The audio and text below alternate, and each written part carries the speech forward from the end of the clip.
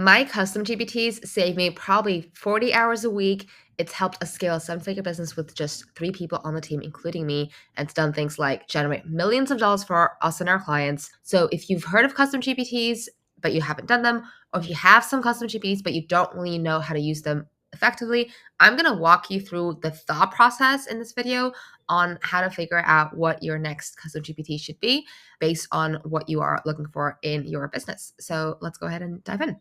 We're first going to start with, what is your bottleneck? What is the thing that's draining most of your time right now?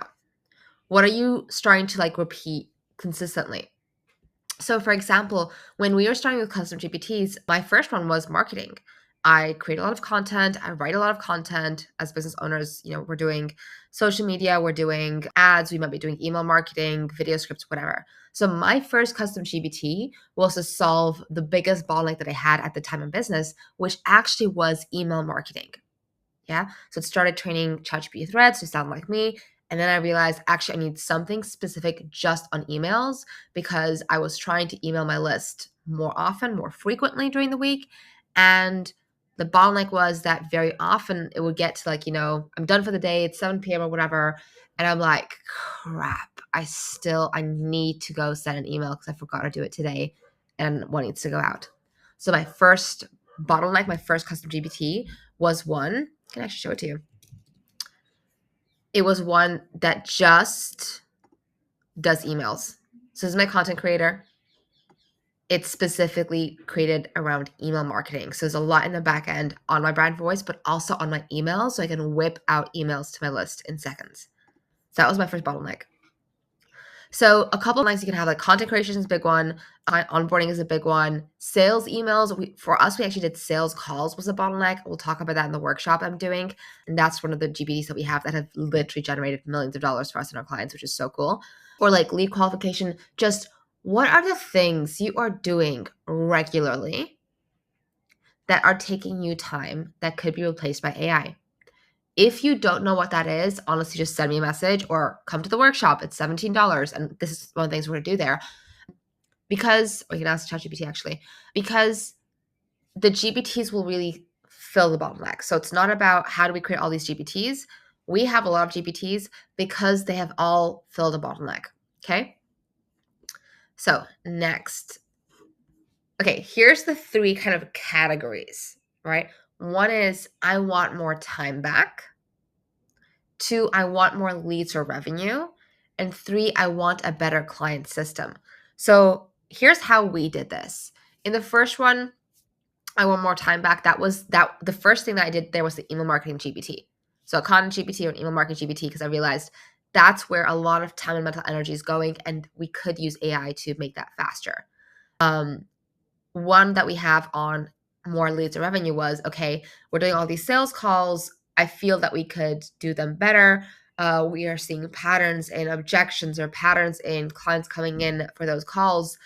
What can we do with AI to give us more leverage so that we understand how you can better help potential new clients? So we built a sales call AI analyzer. Third category is I want better client results. So if you are, if you're one-to-one coaching consulting, if you're an agency owner, or if you're running group programs and masterminds, we actually have probably at this point, 7, 8 delivery GPTs on different topics and categories. Because things like, for example, we saw one of the things we always get our clients to do at the beginning of their time with us is that we go through messaging. Who's the ideal client? What's the messaging? How do we get the client to really niche down on the problem that they solve? And that's something that we were doing consistently. We'd go through all the documents that they wrote, all the homework they would write, go through it, give feedback. And then I realized, well, there's a pattern here. If we can codify that pattern and then put into custom GPT, we're still going to give feedback, but part of that process is now faster. Same thing with my content GPT. I still give the idea. I still proofread the email. I still write parts or edit or change it, but a bulk of it is already drafted for me, and that saves me a lot of time. So something like if you're trying to scale client results or you're looking to improve client results, improve client lifetime value so clients stick around more, then looking at delivery GPTs could be really, really interesting. And eventually you'll probably end up having a bunch of all three. But I know when people they know they need GPTs, but they don't know where to start. This is a really good thing to think about. And I would kind of start here. I would go from how do I get more time back? Then how do I get more leads and revenue? And then how do I improve client results? So system-wise, always looking at what are your proven methods or repeatable processes is really massive. Not just about giving training material for the GPT, because I think to me that part's quite easy. It's more about how can we figure out, so we're not building GPTs for the sake of that, but how do we productize things? How do we take your thought process, which maybe you think like, oh, it's kind of different, depends on client, whatever. Yes, it does, but there's still patterns. So how do we pull out from your thought process predictability and well, processes really to add into your GPT? So how are we building systems from how you think, right? How do you make that more clear and structured? 100% one use case, one GPT. We have like probably 20 right now. There are at least 2 that we use daily, and the others we use pretty much every week anyway. So I would always go one GPT, one pain point. We don't want one that does everything. It does sometimes hallucinate, but it's really good to have them like separate because they do a better job. So we have one on analyzing sales calls.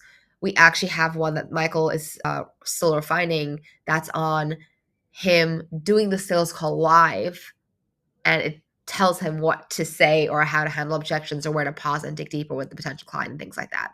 And then obviously we have a bunch of like, I've got one just on add images. I've got one just on add hooks for the copy of the hook, right? Because I want it to be really, really good. Could it do the whole ad script? Yes, and we have that.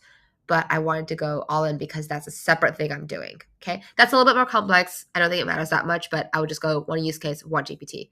And this I think is really important. So questions to ask yourself. One, what is something that you teach or that you say repeatedly? Right. If you're working with clients, again, one-to-one or in a group program, you're going to start realizing, oh, I keep talking about this topic over and over, and I keep sharing this thing or keep giving this kind of feedback. In your business, same thing. I was like, I keep writing these emails and I'm starting to struggle because there's a lot of them.